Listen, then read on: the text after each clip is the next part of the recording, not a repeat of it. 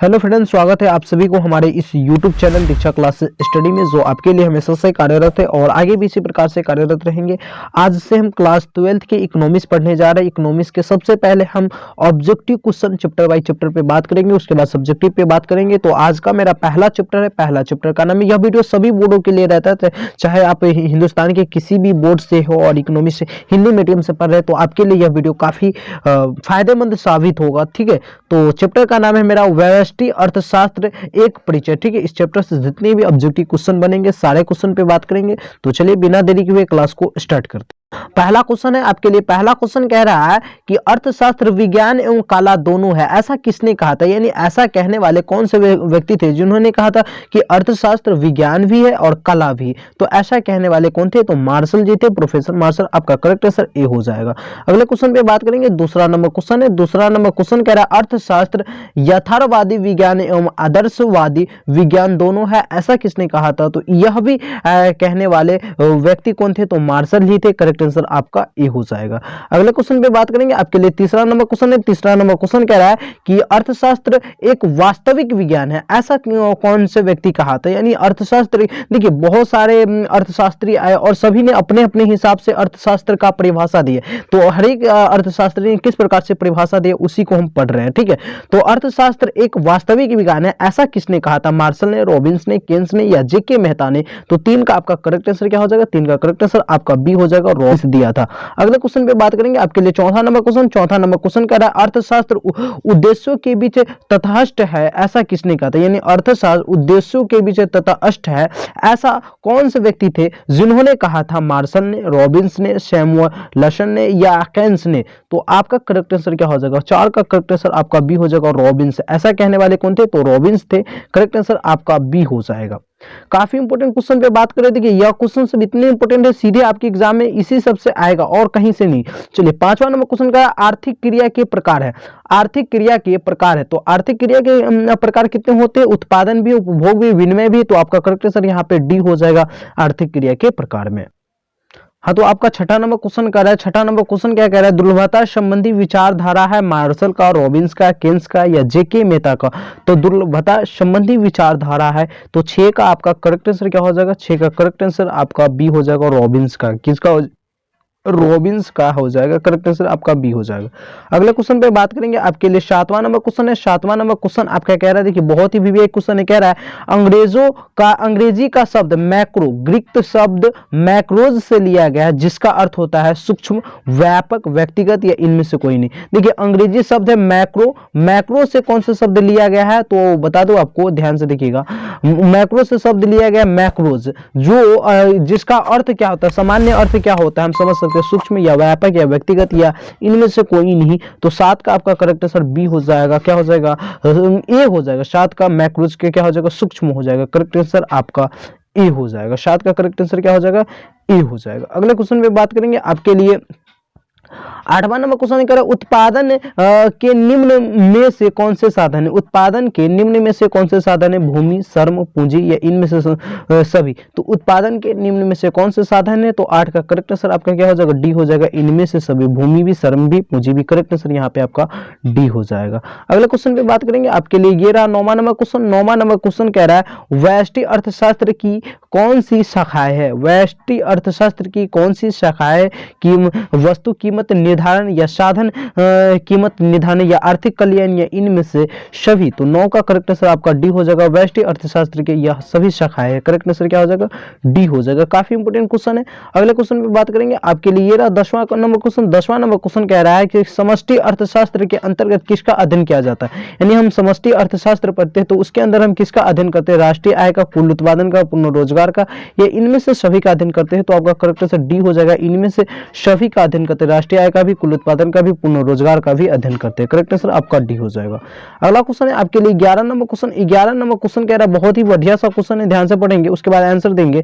11 number question कह रहा है समष्टि अर्थशास्त्र की निम्नलिखित में से कौन सी विशेषता नहीं? यानी समष्टि अर्थशास्त्र की निम्नलिखित में से कौन सी विशेषता नहीं है? ऑप्शन ए में राष्ट्रीय आय, कुल रोजगार, सामान्य कीमत स्तर का अध्ययन किया जाता है। ऑप्शन बी में संपूर्ण अर्थव्यवस्था से संबंधित नीतियों का अध्ययन किया जाता है।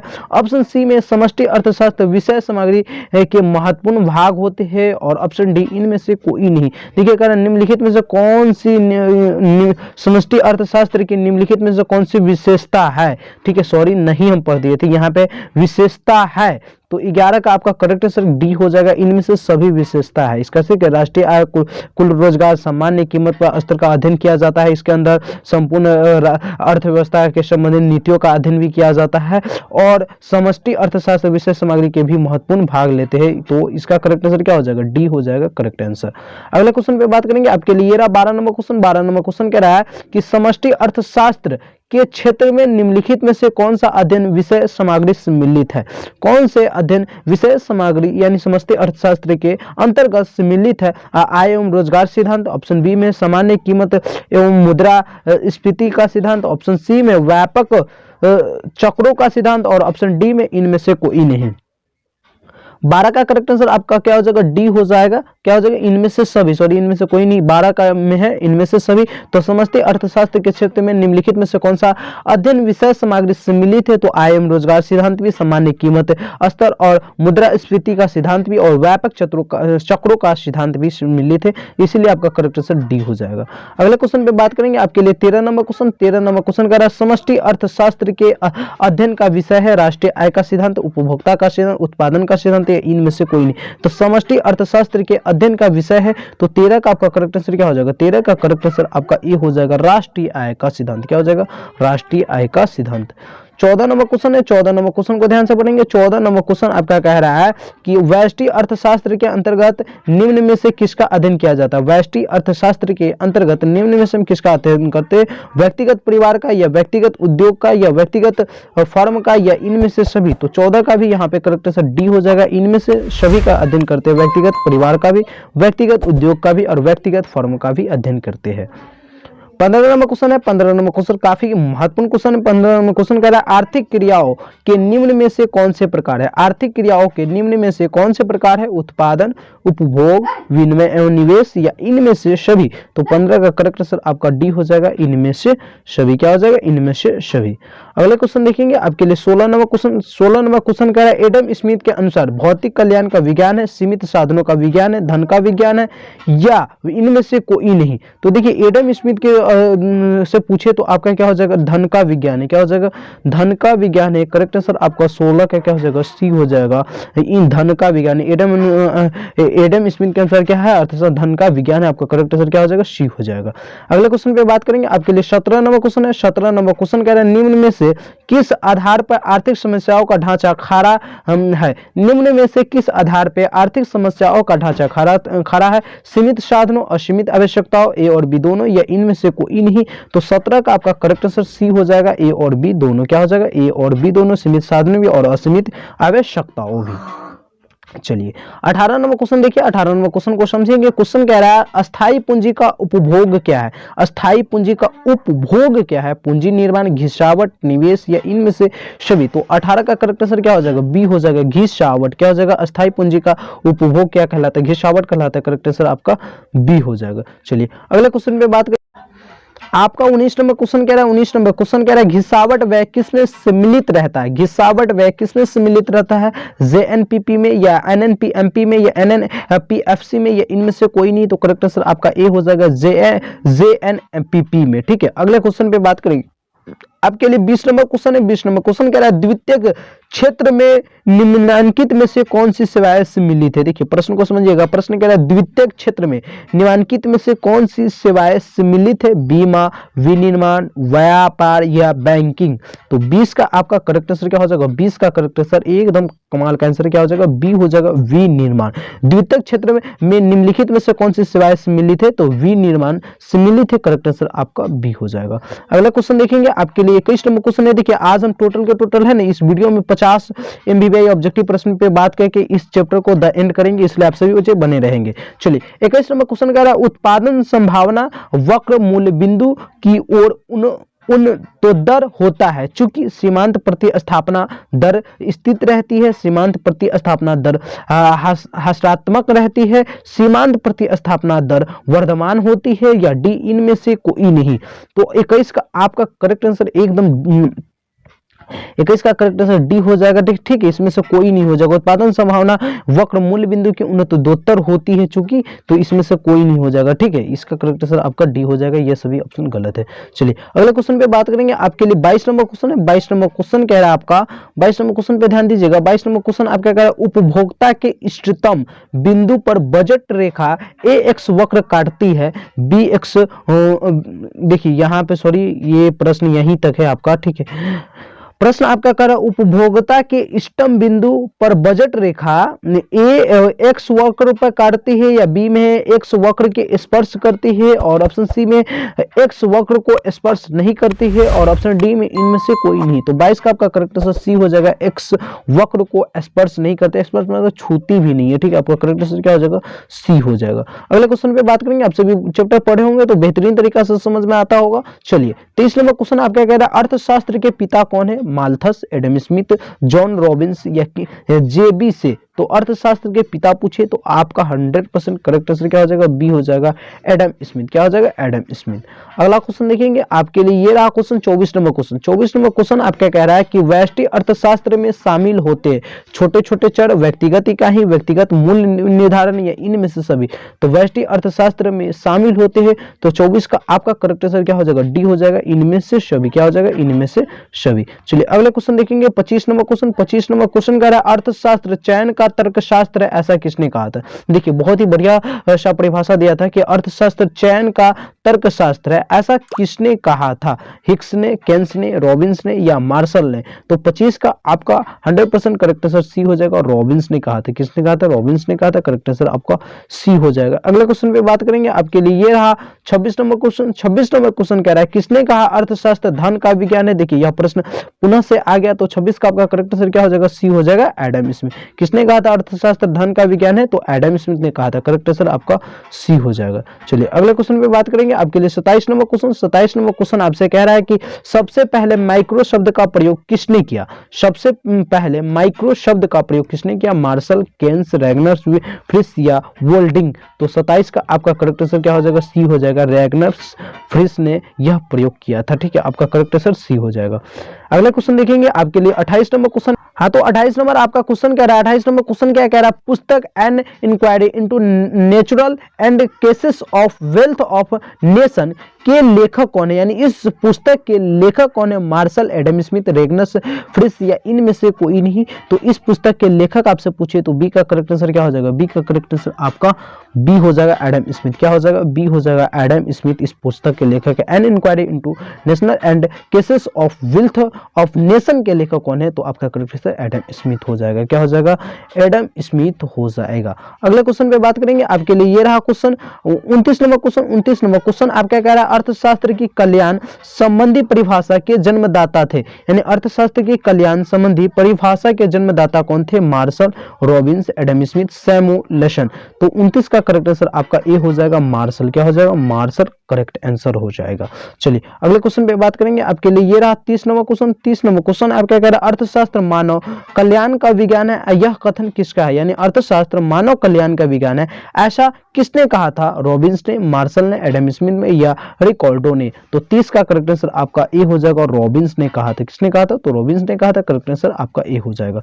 चलिए बहुत ही स्पीड में चल रहा है, इसी प्रकार से हम हर चैप्टर को स्पीड में देखेंगे क्योंकि ठीक है एग्जाम की कम समय है और इसी प्रकार से तैयारी करना। चलिए 31 नंबर प्रश्न कह रहा है अर्थशास्त्र की समस्या निम्नलिखित में से कौन है? आर्थिक विकास, साधनों का आवंटन या साधनों का कुशलतम प्रयोग या इनमें से सभी? तो आपका करेक्ट आंसर 31 का क्या हो जाएगा?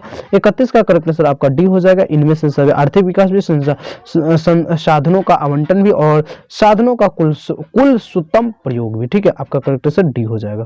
अगला क्वेश्चन देखेंगे आपके लिए, ये रहा 32 नंबर क्वेश्चन। 32 नंबर क्वेश्चन कह रहा है कि आर्थिक समस्या मूलतः किस तथ्य की समस्या है?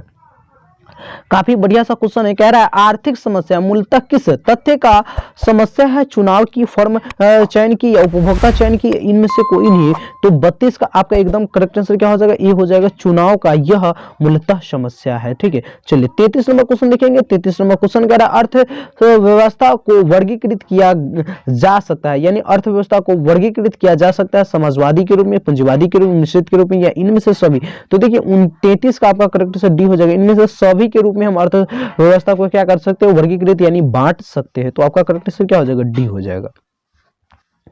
34 नंबर क्वेश्चन कह रहा है अर्थव्यवस्था की केंद्रीय समस्या निम्न में से कौन है, यानी अर्थव्यवस्था की केंद्रीय समस्या निम्न में से कौन है। उत्पादित वस्तु का वितरण कैसे हो, क्या उत्पादन हो, कैसे उत्पादन हो, या इनमें से सभी।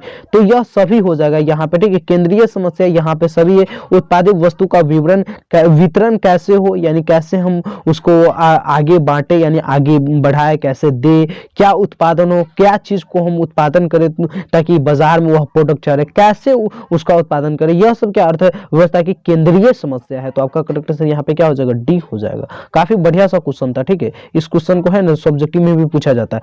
35 नंबर क्वेश्चन कह रहा है निम्न में से किस अर्थव्यवस्था में निजी क्षेत्र एवं सार्वजनिक क्षेत्र का सह अस्तित्व होता है। कौन सा ऐसे अर्थव्यवस्था है जिसमें निजी क्षेत्र एवं सार्वजनिक क्षेत्र दोनों का सह अस्तित्व होता है। मिश्रित अर्थव्यवस्था, पूंजीवादी अर्थव्यवस्था, समाजवादी अर्थव्यवस्था, या इनमें से कोई नहीं। तो 35 का आपका करेक्ट आंसर क्या हो जाएगा, 35 का करेक्ट आंसर आपका ए हो जाएगा, मिश्रित अर्थव्यवस्था। क्या हो जाएगा, मिश्रित अर्थव्यवस्था। चलिए अगले क्वेश्चन देखेंगे आपके लिए, ये रहा 36 नंबर क्वेश्चन। 36 नंबर क्वेश्चन कह रहा है उत्पादन वक्र का ढाल गिरता है दाएं से बाएं, बाएं से दाएं, ऊपर से नीचे या नीचे से ऊपर।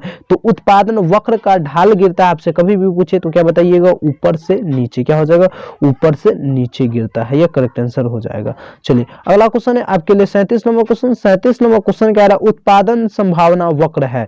उत्पादन संभावना वक्र है अक्ष मूल बिंदु की नतोदत्तर होती है, अक्ष मूल बिंदु की उन्नतोत्तर होती है, या अक्ष की ओर समांतर होती है, या अक्ष की ओर लंबवत होती है। तो 37 का आपका करेक्ट आंसर ए हो जाएगा, अक्ष मूल बिंदु की ओर नतोदर होती है। क्या हो जाएगा, अक्ष मूल बिंदु की ओर नतोदर होती है। करेक्ट आंसर आपका ए हो जाएगा।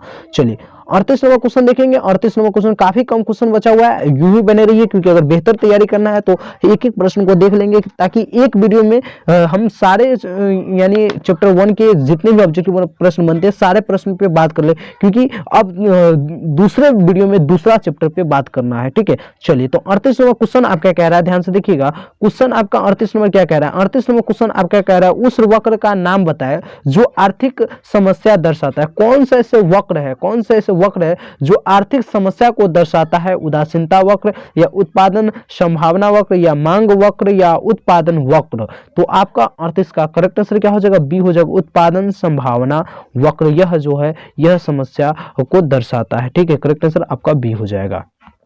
चलिए 39 नंबर क्वेश्चन है। 39 नंबर क्वेश्चन काफी गजब का क्वेश्चन है। 39 नंबर क्वेश्चन कह रहा है एक समाजवादी अर्थव्यवस्था का मुख्य उद्देश्य क्या होता है। एक समाजवादी अर्थव्यवस्था का मुख्य उद्देश्य क्या होता है, मुनाफा कमाना, अधिकाधिक उत्पादन करना, या आर्थिक स्वतंत्रता, या अधिकतम लोक कल्याण करना। तो 39 का आपका करेक्ट आंसर क्या हो जाएगा, डी हो जाएगा, अधिकतम लोक कल्याण करना एक समाजवादी अर्थव्यवस्था का मुख्य उद्देश्य होता है और होना भी चाहिए, ठीक है। आपका करेक्ट आंसर क्या हो जाएगा, डी हो जाएगा।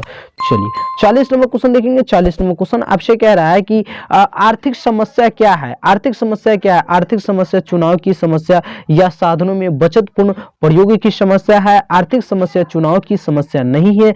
आर्थिक समस्या परिवार की समस्या है, या इनमें से सभी। तो आर्थिक समस्या क्या है, तो 40 का आपका करेक्ट आंसर ए हो जाएगा, आर्थिक समस्या चुनाव की समस्या या साधनों की बचतपूर्ण प्रयोग की समस्या है। करेक्ट आंसर क्या हो जाएगा, ए हो जाएगा। चलिए अगला क्वेश्चन देखेंगे 41 नंबर क्वेश्चन। 41 नंबर क्वेश्चन आपसे कह रहा है आर्थिक समस्या उत्पन्न होने के प्रमुख कारण कौन है। यानी आर्थिक समस्या जब उत्पन्न होती है तो इसके प्रमुख कारण में हम कौन से कारण बताते हैं। असीमित आवश्यकताएं, दुर्लभ साधन, चुनाव की समस्या, या इनमें से सभी। तो 41 में आप लोग हमेशा क्या बताइए, 41 का करेक्ट आंसर डी हो जाएगा, इनमें से सभी है, ठीक है। यह आर्थिक समस्या के उत्पादन में असीमित अर्थ आवश्यकता भी है, दुर्लभ साधन भी है, और चुनाव की समस्या भी। तो इनमें से आपका करेक्ट आंसर डी हो जाएगा, इनमें से सभी।